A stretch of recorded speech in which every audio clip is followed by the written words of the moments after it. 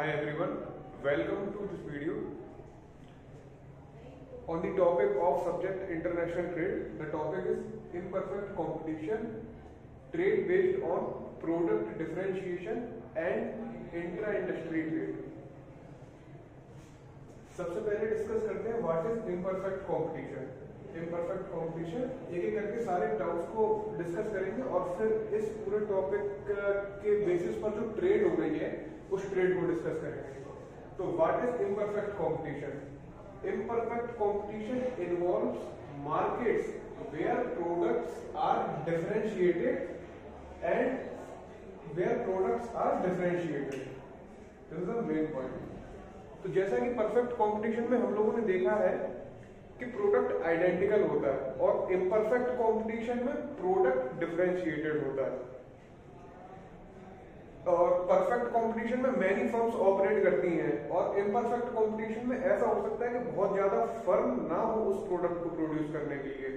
क्योंकि product differentiated है तो firms have some market power to set price. Firm के पास एक मार्केट पावर होती है प्राइस को सेट करने की, जिससे वो एक प्रॉफिट को जनरेट कर पाते हैं।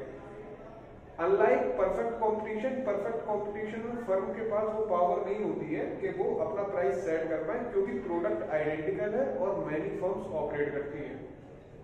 कुछ इंडस्ट्रीज के एग्जांपल हैं, जैसे टेक्नोलॉजी की इंडस्ट्री। टेक्नोलॉजी, आप स्मार्टफोन देख लीजिए, इलेक्ट्रॉनिक्स देख लीजिए। यहाँ पर थोड़ा सा वेरिएशन देखने को मिलेगा प्रोडक्ट्स में हर कंपनी के, क्योंकि हर कंपनी एक अलग सेगमेंट को टारगेट करती है, अलग स्पेशलिटी को टारगेट करती है, जो कि कंज्यूमर्स के बीच उनके प्रोडक्ट की प्रेफरेंस बनाती है। जैसे किसी कंज्यूमर को एज आ कार का एग्जांपल ले लें, तो किसी को कार में लग्जरी कार पसंद है, तो एक कंपनी है वो अपनी स्पेशलाइजेशन करती है लग्जरी कार में और दूसरी करती है स्पोर्ट्स कार में। किसी को स्पोर्ट कार पसंद है तो वो उसके लिए कुछ एक्स्ट्रा प्राइस पे करने के लिए रेडी होता है।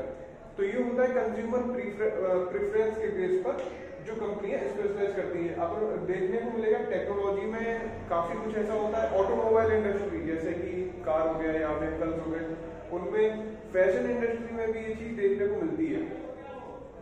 मार्केट्स का टाइप उसमें कैसा होगा? Monopolistic competition and oligopoly. Then move on product differentiation.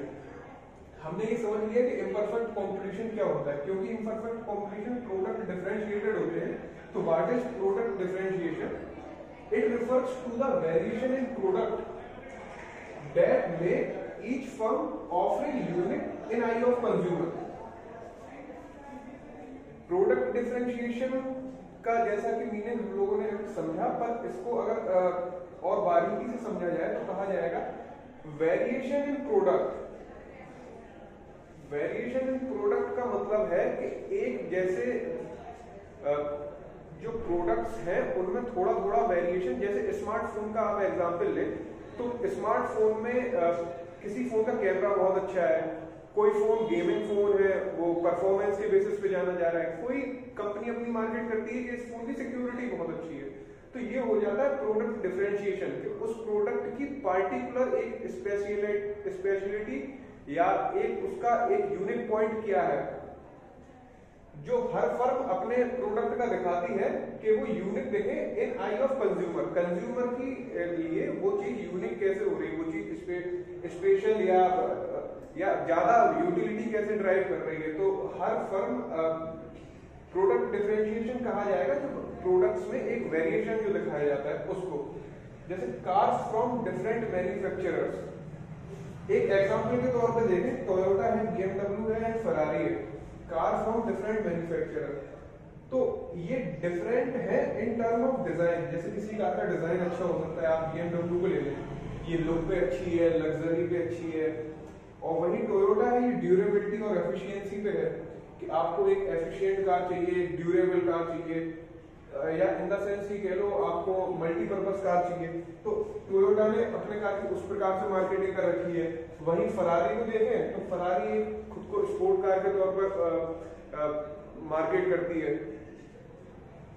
तो क्योंकि different in terms of design, features and brand reputation. Brand ने अपनी रेपुटेशन क्या बनाई है? डिजाइन और फीचर, इन चीजों के सारे अलग है।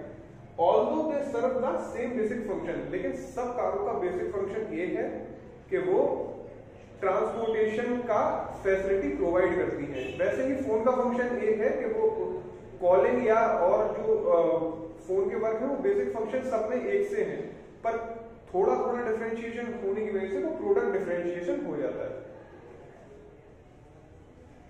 Now let's move on to next heading, intra industry trade.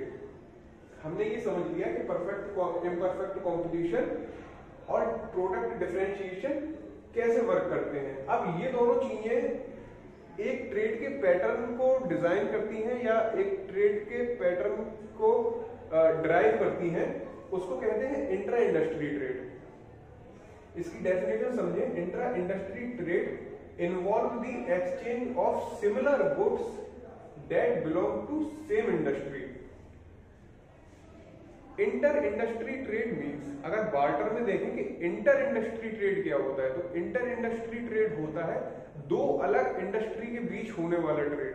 दो अलग इंडस्ट्री मतलब जैसे एक फूड कंपनी है, वो क्लॉथ के बदले में आपको फूड दे रही है। वो एक ऐसा मान लें कि दो कंट्री का मॉडल लेके चले, दो कंट्री के बीच में जब ट्रेड हो रही है तो एक कंट्री दे रही है फूड और दूसरी कंट्री दे रही है क्लॉथ। तो फूड और क्लॉथ ये दो अलग इंडस्ट्री हैं और इनके बीच जब ट्रेड होगी तो वो इंटर इंडस्ट्री ट्रेड कही जाएगी।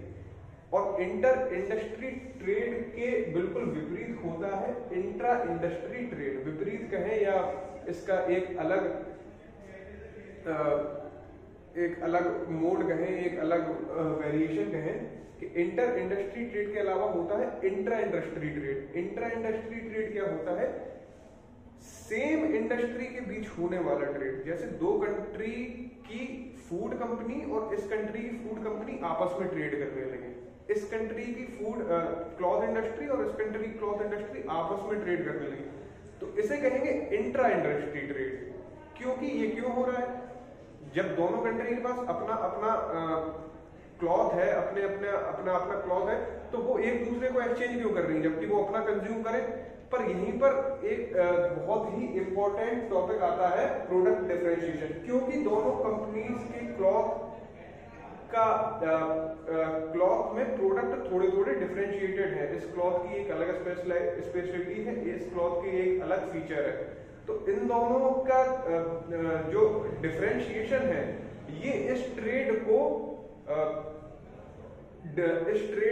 पुश करता है, इस ट्रेड को एक्सेलरेट करता है। इस ट्रेड का बेसिक यही है कि प्रोडक्ट डिफरेंशिएटेड है तो इंट्रा इंडस्ट्री ट्रेड पॉसिबल है। अब यहां पे पढ़ते हैं, intra industry trade involves the exchange of similar goods that belongs to the same industry, unlike inter industry जिसमें डिफरेंट इंडस्ट्री के बीच ट्रेड होती है। Okay, it allows countries to benefit. बहुत अच्छा एक पॉइंट आने जा रहा है। It allows country to benefit from economies of scale. जो इंट्रा इंडस्ट्री ट्रेड है इसका एक बहुत बड़ा ड्राइविंग फोर्स है इकोनॉमीज ऑफ स्केल। अब ऐसा क्यों? एक बहुत अच्छा एग्जाम्पल के तौर पे समझते हैं कि जर्मनी है, जर्मनी ने अपनी स्पेशलिटी करी स्पोर्ट कार के सेगमेंट में, और क्योंकि उसने स्पेशलिटी करी स्पोर्ट कार के सेगमेंट में तो वो मास प्रोडक्शन करने में थोड़ा सा सक्सेसफुल हुआ, क्योंकि उसने अपनी बहुत अच्छी टेक्नोलॉजी डेवलप कर ली, बहुत अच्छा डिजाइन और इंफ्रास्ट्रक्चर डेवलप कर लिया, जिससे वो इकोनॉमीज ऑफ स्केल के मोड में जा पाया। वो उस प्रोडक्ट को मास लेवल पर प्रोड्यूस कर पाया, तो उसकी एवरेज कॉस्ट कम हो पाई, क्योंकि उसने उस प्रोडक्ट को मास लेवल पर प्रोड्यूस किया तो उसकी एवरेज कॉस्ट कम हो पाई। ऐसे ही यूएस ने लग्जरी कार पर फोकस किया और अपनी एवरेज कॉस्ट को कम कर लिया, क्योंकि उसने उसको मास स्केल पर प्रोड्यूस किया। एंड देन ये फिर क्या हुआ, जब इन दोनों की एवरेज कॉस्ट कम हो गई तो जर्मनी ने एक्सपोर्ट कर दी अपनी स्पोर्ट कार और यूएस ने एक्सपोर्ट कर दी अपनी लग्जरी कार। तो इन दोनों की कंट्रीज की नीड भी फुलफिल हो गई और यहां दोनों जगह के कंज्यूमर्स को चीपर प्राइसेस पर या कम प्राइसेस देने के बाद भी एक हाई क्वालिटी प्रोडक्ट मिल पाया। अगर ये दोनों कंपनी जैसे जर्मनी अपनी ही कंट्री में डोमेस्टिक मार्केट में ही दोनों टाइप की कार को प्रोड्यूस करता, लग्जरी कार को भी प्रोड्यूस करता और स्पोर्ट्स कारों को भी प्रोड्यूस करता, तो बहुत ज्यादा पॉसिबिलिटी थी कि वो उस एक्सट्रीम पर प्राइसेस को कम नहीं कर पाता या इकोनॉमिक स्केल को टारगेट नहीं कर पाता, क्योंकि साइंटिफिक जो इनोवेशन हुए या जो मशीनरी या जो इंडस्ट्रियलाइजेशन हुआ, इकोनॉमीज ऑफ स्केल हुई, उसमें लेबर भी उसके पास लिमिटेड था, रिसोर्सेज भी लिमिटेड थे और नॉलेज भी वो दोनों जगह डिवाइड हो जाती, क्योंकि उसने एक प्रोडक्ट को पूरा टारगेट किया और यूएस ने एक प्रोडक्ट को टारगेट किया, तो इन दोनों ने अपनी एवरेज कॉस्ट को बहुत हद तक कम कर पाया। तो economies of scale intra industry trade का एक बहुत बड़ा ड्राइविंग फोर्स है। Economies of scale producing large quantities of specialised products, specialise जिसमें कर लिया उनको लार्ज क्वांटिटी में प्रोड्यूस करके एवरेज कॉस्ट को कम कर लिया और फिर ट्रेड को किया, ट्रेड पॉसिबल हो पाई, जिससे दोनों कंट्रीज के कंज्यूमर्स को एक हाई क्वालिटी अपनी प्रेफरेंस के लिए जो उनकी डिजायर थी उसके अकॉर्डिंग उन्हें बहुत हाई क्वालिटी प्रोडक्ट भी मिला और लेस कॉस्ट पे कम प्राइसेस पर मिला। तो ये हमने साथ में ये पढ़ लिया कि इकोनॉमीज ऑफ स्केल कैसे इंट्रा इंडस्ट्री ट्रेड को स्टिमुलेट करता है। अब trade based on product differentiation, जबकि प्रोडक्ट डिफरेंशिएटेड है, हमने ये काफी समझ भी लिया है कि प्रोडक्ट डिफरेंशिएशन होने के बावजूद भी ट्रेड हो रहा है। अनलाइक ट्रेडिशनल थ्योरीज, ट्रेडिशनल जो थ्योरीज थी, जो क्लासिकल इकोनॉमिस्ट थे या कंपैरेटिव एडवांटेज थ्योरी थी, तो उसने ये बताया था कि जब दो कंट्रीज के बीच में ट्रेड होगी तो वो होगी आपके डिफरेंट प्रोडक्ट के बीच। यहाँ पे पढ़ते हैं unlike traditional theories like comparative advantage where countries specialises in entirely different products. यहाँ पे ये कहा जा रहा है कि कंट्रीज एंटायरली डिफरेंट प्रोडक्ट में स्पेशलाइज करती हैं। क्लासिकल थ्योरीज या ट्रेडिशनल थ्योरीज ये कह रही हैं, पर ऐसा देखा गया कि जो कंट्रीज है वो सेम प्रोडक्ट में भी स्पेशलाइज कर सकती हैं, बस वो थोड़ा सा डिफरेंशिएटेड होगा और उनमें ट्रेड हो पाएगी। क्लासिकल थ्योरिस्ट का ये मानना था कि एंटायरली डिफरेंट प्रोडक्ट में डील करेंगी और इंटर इंडस्ट्री ट्रेड होगी। क्लासिकल थ्योरिस्ट का ये मानना था कि इंटर इंडस्ट्री ट्रेड होगी, जबकि जहां पर भी इम्परफेक्ट कॉम्पिटिशन आएगा, प्रोडक्ट डिफरेंशिएशन आएगा, वहां पर देखने को मिलेगा कि इंट्रा इंडस्ट्री ट्रेड भी पॉसिबल हुई है। और क्लासिकल इकोनॉमिस्ट ने इसको एप्रिशिएट नहीं किया था। Trade based on product it allows countries to exchange similar products with variation.